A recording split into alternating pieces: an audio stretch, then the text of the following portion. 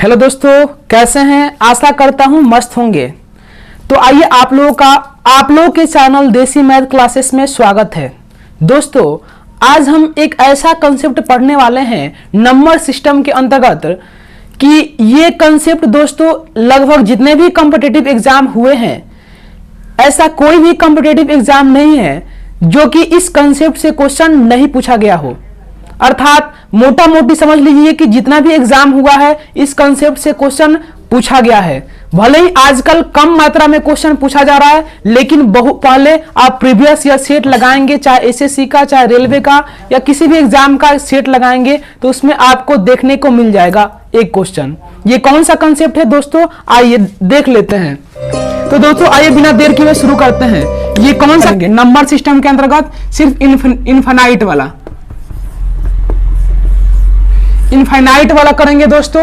मतलब इसमें केवल और केवल आज चर्चा करेंगे सिर्फ इन्फिनिटिव से, और इन्फिनिटिव से कितने प्रकार के क्वेश्चन आपके एग्जाम में बनता है आइए देख लेते हैं। पहला टाइप ये देख लीजिए कि टाइप 1 में आपको देखने को मिलेगा कि रूट ए प्लस रूट ए डैश डैश डैश कहां तक हो, इन्फिनिटिव। केवल आज अपरिभाषित अर्थात इन्फिनिटिव तक पढ़ेंगे। इस प्रकार के क्वेश्चन आपको दे देगा और पूछेगा कि इसका वैल्यू आप बता दीजिए, इसका वैल्यू क्या होगा। ये हो गया टाइप 1 में हो गया दोस्तों। यहां प्लस भी दे सकता है, माइनस भी दे सकता है, माइनस भी दे सकता है, यानी यहां पे प्लस है तो माइनस भी दे सकता है। बात समझ में आया? ये टाइप 1 में इतना सा आपको पढ़ना है।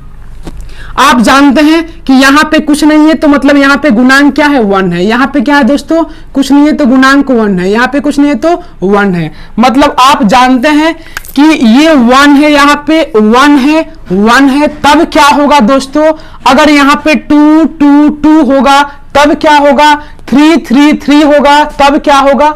मतलब एक और बात समझ लीजिए, आप जानते हैं कि अगर मैं लिखता हूं क्यूब रूट 8, तो क्यूब रूट 8 का मतलब क्या हुआ कि 8 का घनमूल निकालना है, 8 का क्यूब रूट निकालना है। बात समझ में आ रहा है? लेकिन मैं यही लिखता हूं कि 3 रूट 8 लिखता हूं तो दोनों में काफी अंतर है। दोनों जो होगा ये आपस में इक्वल नहीं होगा। तो आपको ध्यान देना है कि ये वाला ऑर्डर है जबकि ये वाला कोफिशिएंट है। बात समझ में आ रहा है? ये वाला ऑर्डर है, ये वाला क्या है, गुणांक है।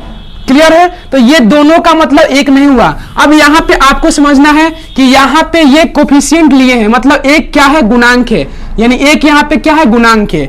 ऐसे ही दोस्तों पूछा जाएगा आपसे कि a प्लस, अगर मान लीजिए यहां पे 2 दे दे, यानी a प्लस यहां पे फिर दे दे 2 इन 2 root under a dash dash कहां तक, इन्फिनिटिव तक दे दे, तब इसका वैल्यू आप क्या बताएंगे, इसका वैल्यू आप क्या बताएंगे दोस्तों। आप यहां पे 2 दिए हैं, यहां पे हो सकता है कि आपको 3 भी दे दे, यहां पे आपको 3 भी दे दे।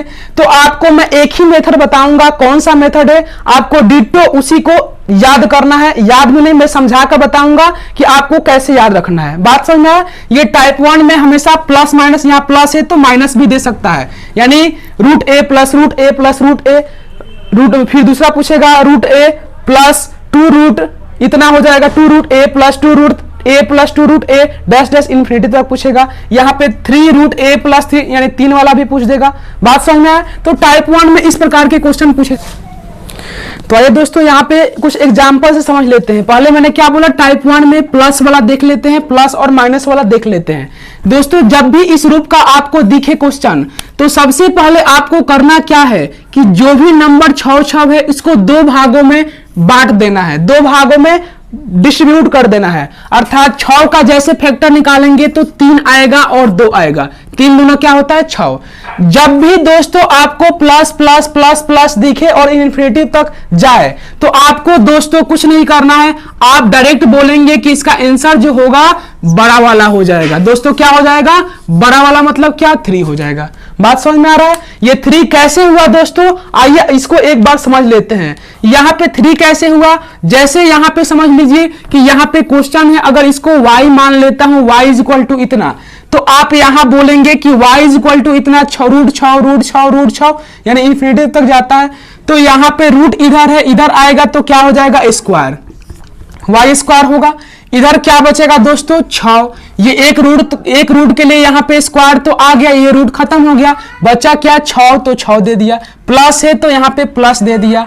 यहाँ पे फिर देखिए ध्यान से देखिए तो रूट 6 इन्फिनिटी तक जाता है ना, मतलब ईवी किसका वैल्यू है, तो आप बोलेंगे ईवी जो है वाई का वैल्यू है। ईवी किसका वैल्यू है, तो आप बोलेंगे वाई का वैल्यू है, तो ये वाई हो गया।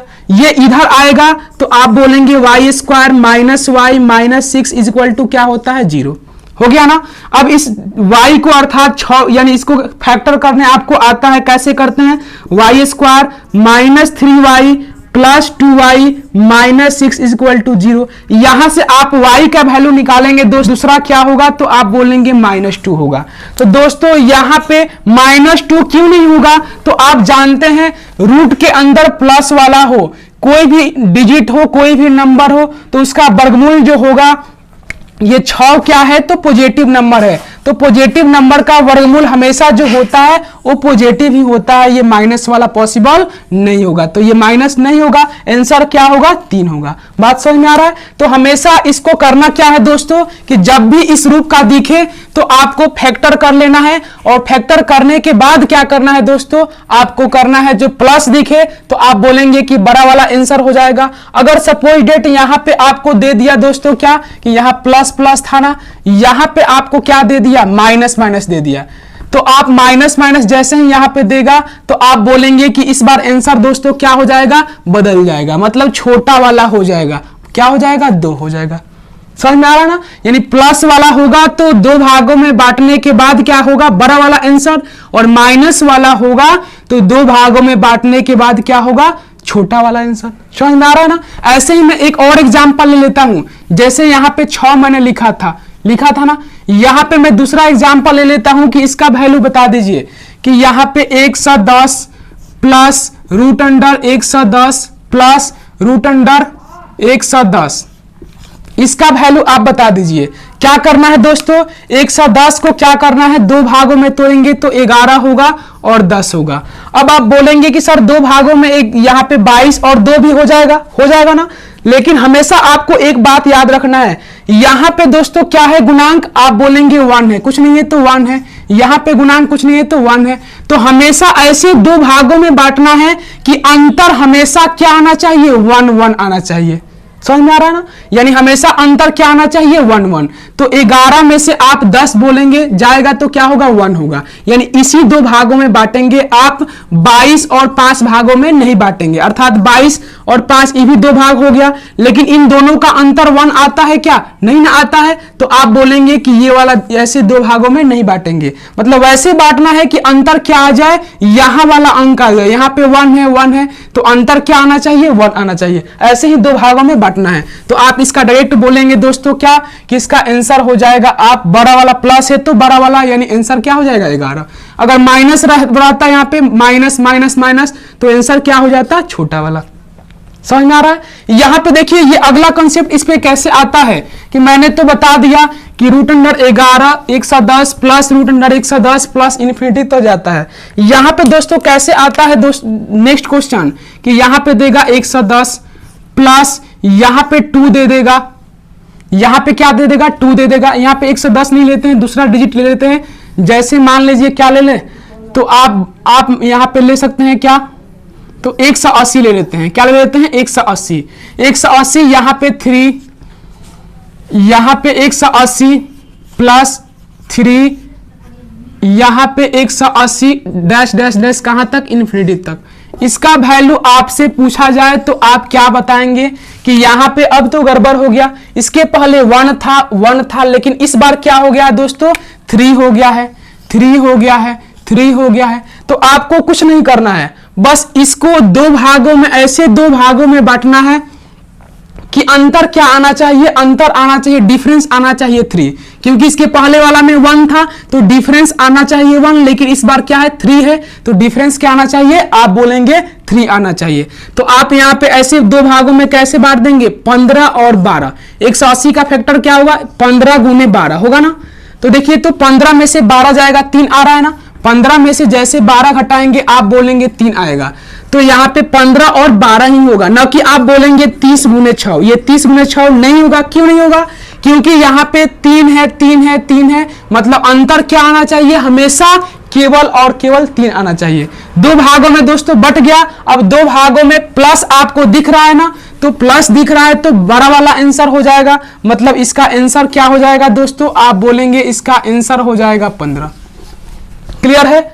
समझ में आ रहा ना? अगर मैं आपको यहां पे माइनस दे दे, यहां पे प्लस के स्थान पर क्या कर दे? सिर्फ माइनस लगा दे, तो अब आंसर क्या हो जाएगा? बदल जाएगा। मतलब आंसर इस बार क्या हो जाएगा? छोटा वाला। छोटा वाला कौन? यानी 12 हो जाएगा। और यहां पे 3 है, 3 है, 3 है, ये 3 क्या है? गुणांक है। समझ में आ रहा ना? इसको भी अब बेसिक मेथड से हल करेंगे तो दोस्तों आप बोलेंगे क्या कि बेसिक मेथड से हल करेंगे तो y मानेंगे। यहां पे इधर रूट है, इधर आएगा तो क्या हो जाएगा दोस्तों? आप बोलेंगे स्क्वायर हो जाएगा। ये 180 है तो 180 लिख दीजिए। यहां माइनस है तो माइनस, और फिर यहां पे 3 है तो 3 लिखिए। और फिर देखिए 180 माइनस 3 रूट 3 रूट 180 इन्फिनिटी तक जाता है, यानी फिर से क्या हो गया? ये शुरू हो गया स्टार्टिंग से। मतलब इसके स्थान पे आप क्या लिखेंगे? तो फिर से लिखेंगे y।